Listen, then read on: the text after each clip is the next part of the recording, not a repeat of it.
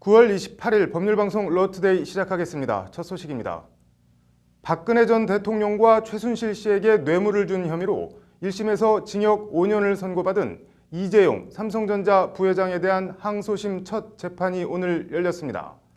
첫 재판부터 이 부회장 측과 특검은 난타전을 벌였는데 재판부는 박 전 대통령과 최순실 씨를 증인으로 채택했습니다. 먼저 장한지 기자입니다.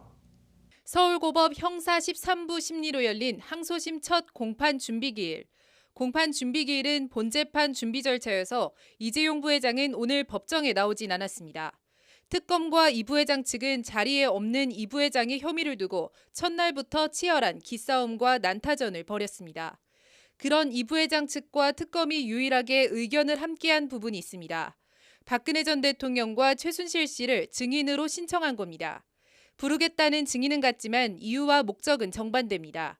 특검은 박 전 대통령과 최순실 씨를 불러 이재용에게 돈을 요구하지 않았냐, 그래서 실제로 받지 않았냐고 신문하기 위해서입니다. 반면 이 부회장 측은 박 전 대통령이나 최순실이 언제 이 부회장에게 돈을 달라고 요구한 적 있냐, 그런 적 없다는 점을 입증하려고 합니다. 재판부는 박 전 대통령과 최 씨를 증인으로 채택하겠다며 증인 신청을 받아들였습니다. 박 전 대통령은 이 부회장 1심 재판에서도 3차례 증인으로 채택된 바 있지만 모두 출석을 거부했고 최 씨는 증인으로 나와 특검에겐 말 안 한다며 증언을 거부했습니다. 이와 관련 재판부는 특검에 박 전 대통령과 최 씨 본인 1심 재판에서 이뤄지는 피고인 신문조서를 증거로 제출하는 것은 어떠냐고 제안했습니다. 증인으로 나올 가능성도 희박하고 나와도 제대로 된 증언을 들을 수 있을 것 같지도 않으니 시간과 노력을 낭비하지 않겠다는 취지입니다. 박 전 대통령과 최 씨에게 이 부회장 사건은 자신의 형사처벌과 관련된 사항이라 증언을 거부하면 방법이 없다. 첫 기일부터 이들을 증인으로 불렀다가 재판이 공전되는 건 적절하지 않다는 것이 재판부 인식입니다. 재판부는 두 사람 외에도 덴마크 말 중개상 등 다른 4명을 더 증인으로 채택했습니다. 이재용 부회장에 대한 항소심 심리는 추석 연휴가 끝나는 다음 달 12일부터 본격 시작됩니다. 특검과 이재용 부회장의 사활을 건 법정 공방, 그 제2막이 올랐습니다. 법률방송 장한지입니다. 야밤에 사람을 몰래 업어가는 행위, 흔히 보쌈이라고 하죠. 오늘 이재용 삼성전자 부회장 항소심 첫 재판에서 특검과 이 부회장 변호인 사이에 난데없이 이 보쌈 논란이 벌어졌습니다. 논란의 주인공은 정유라 씨입니다. 어떤 경위와 무슨 맥락인지 석대성 기자가 전해드립니다. 먼저 포문을 연 건 이재용 부회장 변호인입니다. 1심 재판 최순실 씨 증언 거부를 두고 이 부회장 측은 특검이 정유라 씨를 보쌈 증언시킨 것 때문에 최 씨가 증언을 거부한 것이라고 목소리를 높였습니다. 이 부회장 변호인이 언급한 보쌈 증언은 이 부회장 1심 재판에 정유라 씨가 깜짝 증인으로 나와 엄마가 말 살 필요 없다, 삼성말 내 것처럼 타면 된다고 했다고 말한 것을 가리킵니다. 삼성 뇌물수의 당사자인 정유라 씨의 이 증언은 이재용 부회장 유죄 입증에 결정적 증거가 됐습니다. 이 정유라 씨 증언이 보쌈, 그러니까 특검의 강요와 압박에 의해 이뤄진 것이니만큼 위법하다는 것이 이 부회장 측 보쌈 발언 취지입니다. 이 부회장 측의 공격에 특검은 즉각 변호인이 보쌈 같은 모욕적인 표현을 쓰는데 굉장히 유감이라며 강한 불쾌감을 드러냈습니다. 이후에도 20분 넘게 모욕이다, 아니다, 설전이 이어지자 보다 못한 재판부는 그만하시라며 앞으로 이 같은 공방은 허용하지 않겠다고 단호한 어조로 제지했습니다. 비슷한 시각 다른 재판정에서도 비슷한 정유라 보쌈 논란이 벌어졌습니다. 서울중앙지법에서 열린 최순실 씨 재판입니다. 최 씨 측 변호인은 정유라 씨 증언이 유죄 증거로 쓰였는데 정 씨 소환은 강제 구인으로 위법한 절차다, 불법이 선언돼야 한다고 날을 세웠습니다. 그러자 특검은 정 씨가 재판에 출석하지 말라는 만료가 있었다고 말했다. 변호인들이 정 씨를 만료한 것이다. 이는 명백한 위법이라고 즉각 맞받아쳤습니다. 한쪽에선 정유라 씨 증언의 증거 능력을 무효화하기 위해 안간힘을 쓰고 다른 한쪽에선 무슨 무효냐, 정유라 본인 의지로 증거한 거다라고 설전을 벌인 겁니다. 난데없는 정유라 보쌈 논란은 이재용 부회장 측과 특검이 항소심에서 처음부터 끝까지 모든 사안에 대해 얼마나 치열하게 법리 공방을 벌일지 상징적으로 보여준 예고편이란 평가입니다. 법률방송 석대성입니다. 최경환 자유한국당 의원으로부터 채용 청탁을 받지 않았다고 증언한 중소기업진흥공단 전 간부가 위증죄 등으로 징역 6년의 중형을 선고받았습니다.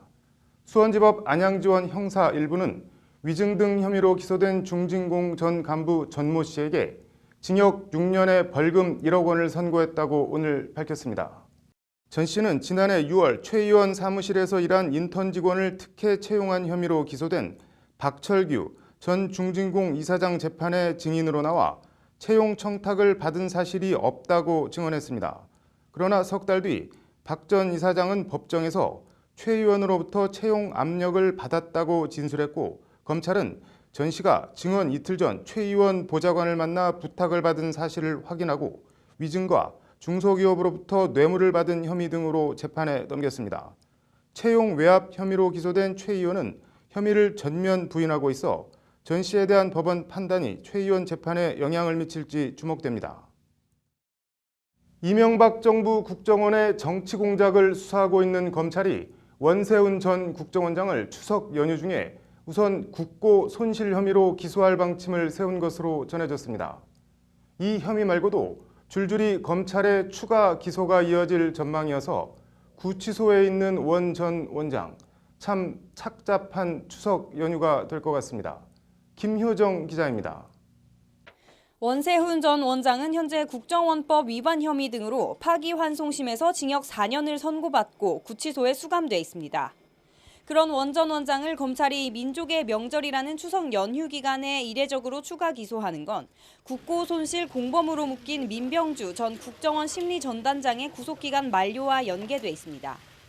민 전 단장의 구속기간 만료는 다음 달 7일인데 검찰은 그 전에 민 전 단장을 재판에 넘기면서 원 전 원장도 함께 기소할 방침입니다.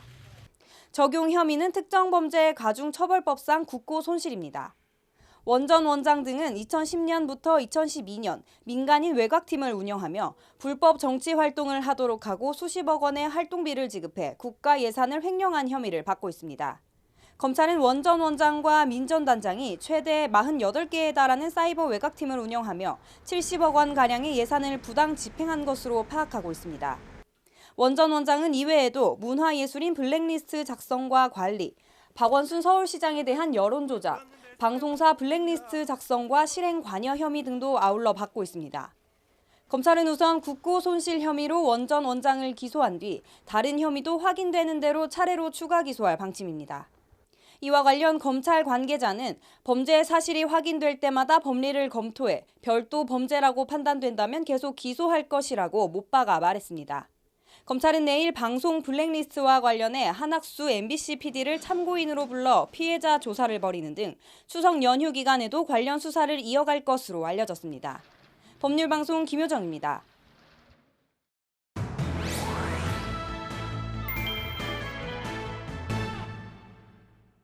네, 김수현 변호사의 법과 생활, 어제에 이어 쌍방 폭행 얘기 더 해보겠습니다. 김 변호사님, 폭행죄 형량이 어떻게 되나요? 폭행죄는 형법 제260조 제1항에서 규정하고 있는데요. 네. 사람의 신체에 폭행을 가한 자는 2년 이하의 징역, 500만 원 이하의 벌금, 구류 또는 과료에 처한다고 규정이 되어 있습니다. 그런데 보통 이렇게 폭행 혐의로 경찰서 끌려가면은 진단서 같은 거, 상해 진단서 끊어서 내잖아요. 이 진단서를 끊어내면 뭐 달라지는 게 있나요? 진단서를 이제 끊어서 제출하게 되면 폭행죄의 성립 여부뿐만 아니라 상해죄의 성립 여부가 문제가 될 수 있습니다. 네. 그런데 진단서라는 것이 사실 이 가해자가 행한 가해 행위와 어떤 폭행이나 상해의 결과에 인과관계가 있다는 것까지 증명하는 것은 아니기 때문에 네. 진단서를 제출했다고 해서 뭐 무조건 상해죄가 인정된다 이런 것은 또 아닙니다. 네, 그러면은 상해죄가 인정이 되면은 형량이 더 세지나요? 어떻게 되나요? 네, 상해죄는 형법 제257조 제1항에서 규정하고 있는데요. 네. 상해죄가 인정될 경우에는 7년 이하의 징역 또는 10년 이하의 자격정지 네. 또는 1,000만 원 이하의 벌금에 처하시게 됩니다. 네, 뭐 폭행죄 형량보다 뭐 3배 이상 넘는 것 같은데 만약에 이제 경찰서에 간 두 사람이 이게 문제가 커지네 그러면서 우리 서로 뭐 처벌 원하지 않는다 이렇게 합의를 하게 되면 어떻게 되는 건가요? 네, 이제 그런 합의를 하게 되면 폭행죄로는 처벌이 되지가 않습니다. 왜냐하면 네. 폭행죄는 법 규정상 반의사 불벌죄라고 규정을 하고 있는데요. 네. 여기서 반의사 불벌죄라고 하는 것은 반의사, 즉 피해자의 의사에 반해서 불벌, 그러니까 처벌을 할 수가 없다. 네. 그러니까 피해자가 뭐 가해자와 내가 합의를 했으니까 가해자를 처벌하지 않았으면 좋겠다, 이런 의사를 밝히면 이것이 아무리 법상으로 폭행에 해당이 된다고 하더라도 이 수사기관에서는 처벌을 할 수가 없게 되는 것입니다. 네. 반면에 이제 상해죄는 반의사 불벌죄라고 규정을 하고 있지 않기 때문에 이런 합의가 있다고 하더라도 이것이 단순히 양형사유로 반영이 될 수 있을 뿐이지 어떤 처벌 여부에까지 영향을 미치진 않습니다. 그럼 뭐 일단 진단서를 제출하게 되면은 뭐 합의 여부와 상관없이 자기 손을 떠나게 되는 측면이 있는 거네요. 네, 상해죄의 경우에는 뭐 단순히 당사자들끼리 합의를 했다고 해서 수사가 종결이 되는 것은 아닙니다. 네. 그럼 시비 붙었을 때 쌍방 폭행이 안 되게 하려면은 뭐 어떻게 대처를 해야 되는 건가요? 사실 가장 좋은 것은 그 자리를 피하는 것인데요. 네. 뭐 부득이한 사정으로 그런 시비에 휘말렸고 이를 피할 수가 없다면 우선 경찰에 신고를 하고 이제 경찰이 현장에 도착하기까지는 최대한 방어적인 행동으로 네. 가해자의 공격을 막는 것이 가장 좋을 것입니다. 네. 그 어제도 잠깐 언급은 했는데 정당 방위가 되려면은 뭐 어떤 요건을 갖춰야지 정당 방위가 되는 건가요? 네, 정당방위로 인정이 되려면 상대방의 어떤 불법적인 공격으로부터 본인 또는 타인을 보호한다는 것이 인정이 돼야 됩니다. 따라서 그런 방어적인 수단이 어떤 상대방의 공격 행위의 정도보다 지나쳐서는 안 되고 또 상대방이 공격 행위를 멈췄는데도 불구하고 계속적으로 방어 행위를 해서는 안 될 것입니다. 네. 일단 경찰서로 넘어가면은 그 다음에 또 뭐 어떻게 대처를 해야 되나요?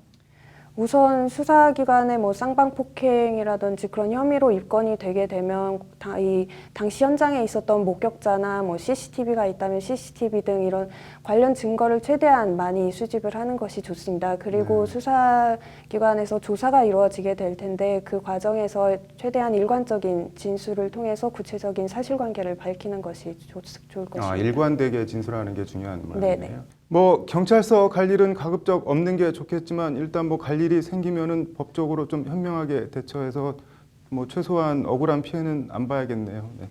잘 들었습니다. 네, 오늘의 판결. 별거 중인 아내가 2살 난 딸을 만나게 해주지 않자 아빠가 딸을 힘으로 빼앗아 데리고 갔습니다. 아빠와 딸 사이이긴 하지만 법적으로는 미성년자 약취에 해당합니다. 이혼 소송을 진행하면서 아내와 2년간 별거한 이 아빠는 지난 2006년 10월 아내가 살고 있는 곳을 찾아가 강제로 딸을 빼앗아 차에 태워 출발했고 이 과정에서 아이를 쫓아나온 아내를 넘어뜨려 다치게 한 혐의로 기소됐습니다. 별거한 지 2년 됐는데 딸이 2살이라고 하니 태어난 직후 또는 별거 이후 태어난 딸 얼굴을 제대로 보지 못했을 겁니다.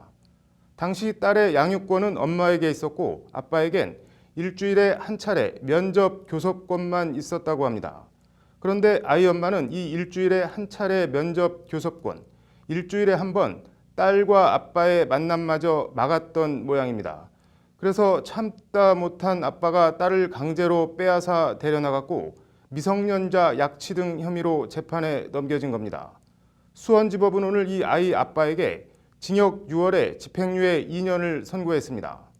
피고인이 양육권자인 엄마의 보호 감독하에 있는 딸을 강제로 탈취한 행위와 그 과정에서 아이 엄마를 다치게 한 사실은 모두 유죄로 인정된다는 것이 재판부 판단입니다.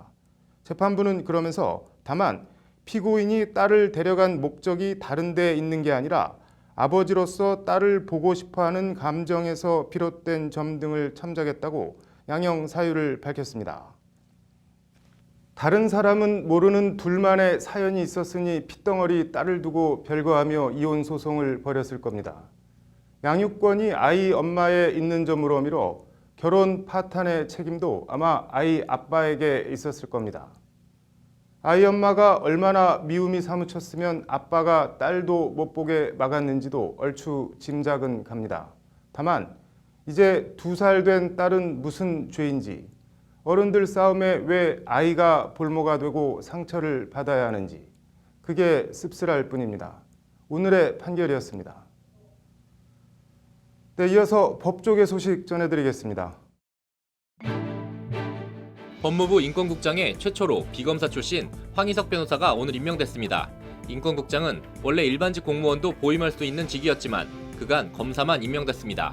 법무부가 탈검찰화 조치로 법무실장과 출입국 외국인 정책본부장에 이어 세 번째로 비검찰 출신 법조인을 인선한 겁니다. 황 변호사는 서울대 법대를 졸업하고 40일에 사법시험에 합격한 뒤 민변 대변인과 사무차장, 용산 참사철거민 변호인단 등으로 활동했습니다. 국민권익위원회는 최근 농수축산물 김영란법 적용 대상 제외 논란에 대해 오늘 해명자료를 내고 검토한 적 없다고 밝혔습니다. 권익위는 전문 연구기관에서 청탁금지법 분석을 진행 중이며 이후 종합 보완 대책을 보고할 것이라고 말했습니다. 고용노동부 서울 서부지청은 오늘 MBC 특별근로감독 실시 결과 김장겸 사장과 김재철, 안광한 전 사장 등 전현직 고위 임원 6명을 부당노동행위 혐의로 검찰에 기소 의견으로 송치했다고 밝혔습니다. 서부지청은 노조원 부당전보 등 인사불이익, 노조탈퇴 종용 등 노동상권 침해 행위가 확인됐다고 설명했습니다. 대한법률구조공단이 2017 세계 한인회장대회에서 상설 홍보관을 운영합니다. 공단은 재외동포의 법률복지 서비스 접근성과 이용 편의성 제고를 위한 홍보관을 통해 재외동포가 변호사, 공익법무관과 1:1 맞춤형 법률 상담을 받을 수 있도록 했다고 말했습니다.